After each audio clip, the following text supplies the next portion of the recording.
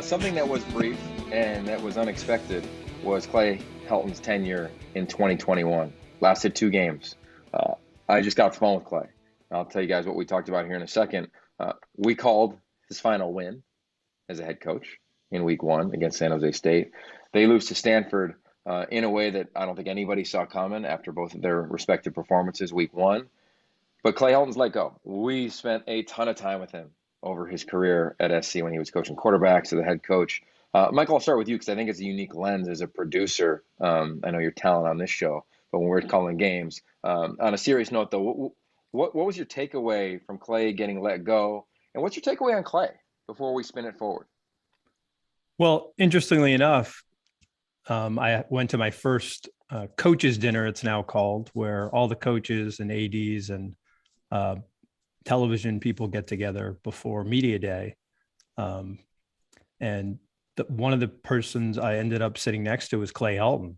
And I thought I knew him pretty well, but after that 90-minute dinner, I just had even more respect for how personable a person he is and how he treats everybody with respect. And I think the key to a person is, how do you treat people that you don't have to treat well? And I think Clay Helton, from anyone who walked into those meetings, everybody felt important. Everybody felt respected. And you can say what you want about his abilities as a football coach, and you've seen it all over social media and you've seen it from everyone who talks about him. The man himself he's just a great man and a great role model for the people he leads. So, and that's my take on Clay Helton. Ted, when you saw this news yesterday, because it happened fast, Clay found out around 1:30. The press release came out around 2, or whatever it was. It was quick. What did you think? It never leaked. I thought about it as I was watching some of the game live very early Sunday morning. And then I watched Sunday night when I got back home to my house here in California. And I watched the second and third quarters of the game. And I'll be honest, I've said this to both of you guys a few years back.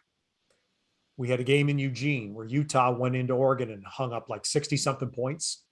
And I remember I said it to you, Yogi, at the time. I said, Mark Helfrich won't survive that.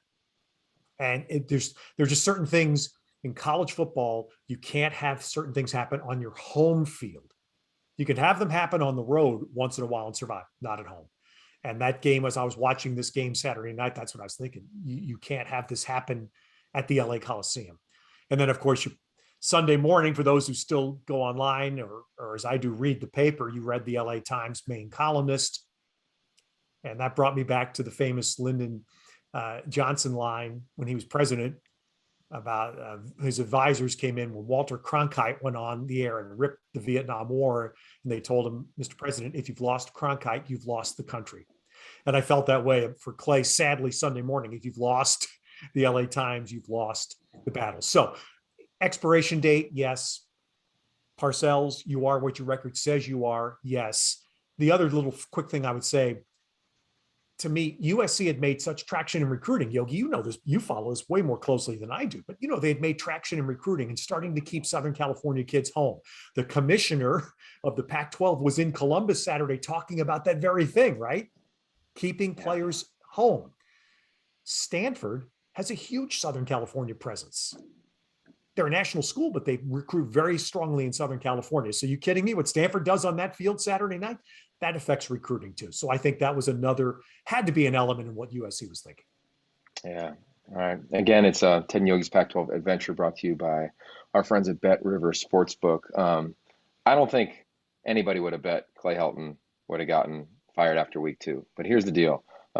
After talking to people at USC, just for context for everybody listening, when Mike Bohn came in 2 years ago, I remember it. I hosted their end of the season banquet. It was right when he got the job. The season ended, I think they finished 8-4, and he took 11 days to decide Clay Helton's future and evaluated the program and saw that the program was limited regarding its resources when you compared it to its standard. So they poured into the resource side. USC went from low 30s to mid 40s from a staffing standpoint. I just did a study. I shared the document with you guys. Georgia, Bama, Clemson, Ohio State, Oklahoma's support staff. SC finally matches that. It was dramatically lower. So when they saw the first 2 weeks of the season, they said, it didn't match. The performance didn't match the resources given to the program. And they made the call to remove Clay Helton as head coach. Now, a couple things on that. One, I don't mind the move now because Clay would have been asked about his job all season long. It just would have been it. So I think the administration, they weren't happy with the play on the field, but they also said, let's eliminate this as a distraction and let's let this team go compete for a South championship. Because let's remember, everybody who stated that Clay should be fired probably also voted for USC to win the South in terms of media members. So they have a ton of talent. And I think it's fair to say it, right? So I think now with Dante Williams leading the charge, they eliminate the distraction, see if this team could go play at the level of expectation. So I thought it was early, but I understand the reasoning behind it. I thought bye week after Utah, heading into the Notre Dame game, after the Notre Dame game, if they lost that game, felt like a change would happen. But they made it when they made it. Just got off the phone with Clay Helton prior to the show, and he was classic Clay Helton. He said, you know what? And I'm paraphrasing. I'm so thankful that I had the job. Like, what an opportunity. Like, it's not lost on him. And we've talked to many coaches when they get fired. Salty, I got hosed, whatever. He was like, it's the profession, man. Like, it's the business. I get it. I signed up for it, and I'm going to keep coaching. I'm going to keep being a servant leader to young men, was his exact line to me. And I asked him, I said, you going to go shut it down for a little bit? He goes, no, I'm going to go coach again. But in a couple of weeks, I'm going to go to that famous spot he told us about 2 weeks ago. He's going to go down to his spot in Florida, see his family, relax. And I say it of like, in a sport that has minimal perspective, Clay Helton has some perspective on the craft. And I appreciated that, getting off the phone with him less than 24 hours after he got fired. Real quick, I'll just throw this in. When he got the job, Pat Hayden and I had a professional relationship with Pat from NBC days. And he told me bluntly, the players wanted him. And the players who at that time had lived through the erratic instability of Sarkisian, and Kiffin prior to that hadn't worked out either. And Pat Hayden felt that was huge to him. Now, I mean, we can second guess that decision all day long. That's fine. But I'm just saying that speaks to Clay Helton. Yeah. Was that the players on that team went to Pat Hayden. They wanted him to have that job. The other thing that I would say, I agree with a lot of what's been said in Los Angeles about it, but one thing in the memory banks run a little bit low on the Pete Carroll aura, and Pete Carroll was magnificent at USC, but there was an aftermath. Yep. And the aftermath, which people forget about, were the sanctions and, as you said, the resources for the program. But you can remember, I don't know if it was me, I think Michael, you and I were there in Boulder. I think it was before Yogi was with us. We did a game when Ed Orgeron was the interim, and I'm on the sideline with Pat Hayden during the USC warm-up in Boulder, and he's pointing out that kid's a walk-on, this kid's a walk-on. It's a road game. You can only travel 60 or 65. They've got walk-ons playing. This is what Clay Helton, inherited the aftermath of that. So I think memory bank about the greatness of the Carroll era, we tend to remember the greatness, and we forget that there was a price that was paid at the end. 100%. I just told this to, and I think it surprised him. I was just on Jim Rome's show earlier today. I said, hey, Jim, since 1980, outside of Pete, there's been 5 double-digit win seasons in USC football. Clay had 2 of them.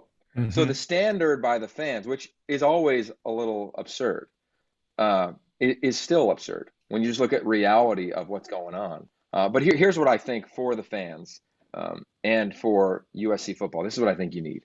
I kind of did a brain dump last night.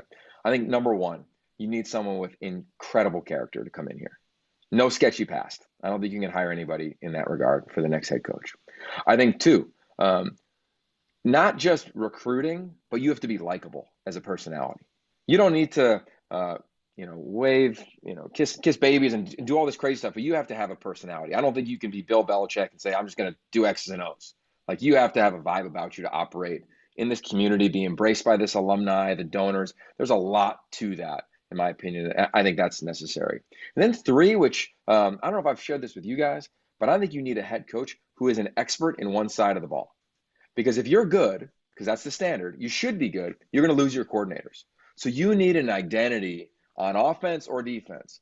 I mean, you can count on less than a hand how many special teams coordinators are head coaches or head coaches who've never called a play have had success, right? Dabo is the best of all time. He's a receiver coach, interim guy, became a rock star. PJ Fleck, he's another guy. But there's not many in Power 5 football, especially at blue blood jobs, that were just good with the media that got the job. So I think those are three huge sides to the next hire, whomever the head coach is.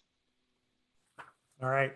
Can I, you can't see that. Shoot. I was going to do that old guy on ESPN from Denver that holds up the chalkboard thing, whatever. Right. Identity. You read it. I saw Identity. Yeah. Yogi, you said the magic word. And that's the last note I wrote down to talk about USC.